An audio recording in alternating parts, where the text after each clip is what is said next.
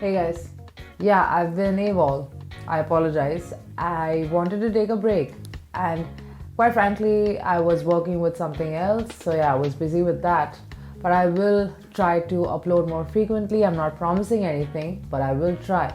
I mean, if you like and share my videos, I will be compelled to make more videos. Just saying. And while you're at it, why not subscribe to this channel?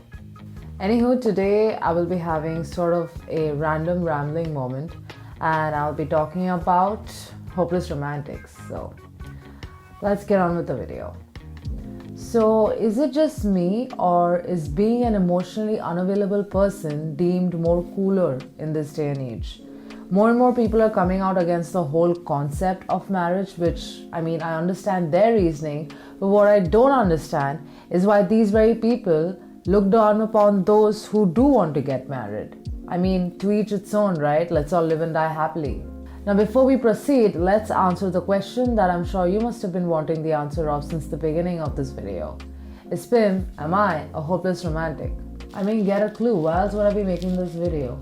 There are a lot of reasons that could potentially make one a hopeless romantic. For example, it could be due to lack of affection during your childhood. You end up craving it more and more as you grow, and once you realize that only a significant other would be willing to put in that kind of time and effort, all hell breaks loose. Or, and this reason's a little sad, but one can get pretty influenced by romance novels, romantic comedy movies, songs, dramas, and of course, Bollywood doesn't shy away from giving people unrealistic relationship standards. Let's not even get into that.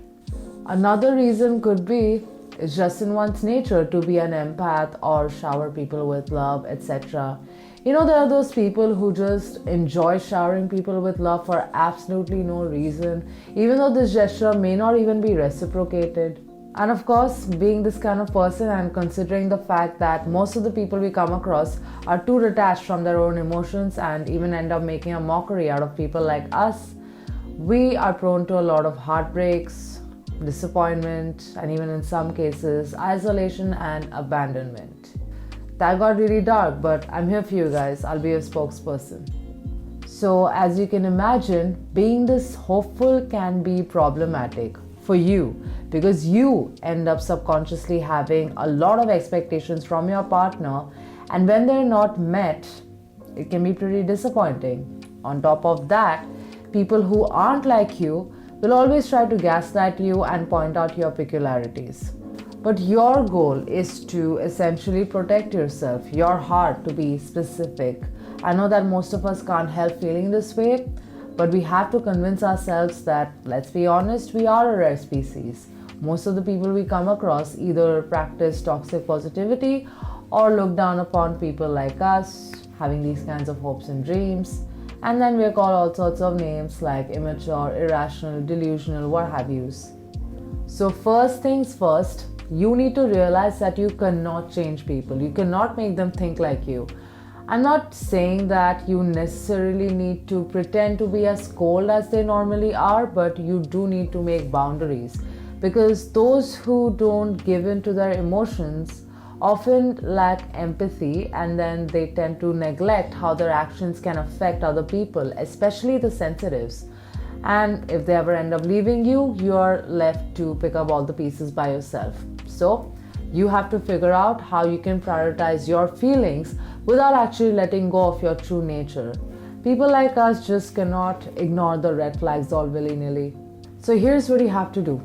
Say you're in a relationship with someone who's an amazing person overall, but mentally probably isn't at the same place you are. Number one, always make time for yourself. No matter how much you crave your partner's attention every second of every day, you need to let them miss you. Otherwise, it can be very easy for people to take you for granted. Just take a while to, distract yourself doing activities you love before you go contacting them again. Number two, do not meet up with your partner too frequently. If it hasn't been too long that you guys have been in a relationship, try to space out your dates or meetings, because again, your company may lose its importance even though it's not what was intended. Unless you guys have been together for a long time and are possibly in a live-in relationship, this is the only way to strengthen your bond. You really want your partner to think of you and think of the good times when you're not around, because after all, absence does make the heart grow fonder. Number 3, if you ever have your moments of extreme anxieties about your relationship and are overwhelmed with emotions, it's always best to confide in a friend first. Because sometimes, due to our nature, we tend to overthink and overanalyze situations that aren't as grave as it seems, and maybe a friend will be able to help us see reason during such intense moments. And once you've calmed down, you can then go talk to your partner without having a meltdown. This is because most people cannot really handle people like us who can be pretty emotional, and while there's nothing wrong in being this way, it can be pretty draining. I mean, if it is for us, you can only imagine how it'd be for your partner. So, a friend can give you that neutral perspective. Lastly, and this one's a request, please do not go out of your way to prove your love to someone. Don't go overboard making grand gestures every now and then, and instead save them for special occasions, because that way your efforts will have a lot more meaning and depth to it. But make sure that these efforts are reciprocated. Don't go drowning your partner in love and care constantly if these token actions aren't returned. Always think twice before you offer up your heart to someone who wouldn't do the same, or at least acknowledge it. Because you may or may not find a suitable significant other, but at the end of the day, you have to keep looking out for yourself no matter what. Stop giving people the benefit of the doubt every single time. If you notice a pattern of toxic behavior, don't ignore it. Life is too short to give people second, third, fourth chances. Because if someone truly loves you, they will not hurt you to begin with. But even if they did, they wouldn't do it over and over again, let alone make you feel sorry about it. I'm not saying that everything is a-okay about being a hopeless romantic person, but our intentions are never bad. Which is why we do have to keep our guards up sometimes, for our own sake. I hope this was helpful. If you want a more elaborate version of this, probably a Q&A style video where you can submit your own questions, let me know. I'm no relationship coach, but maybe I can advise you with the help of my own experiences.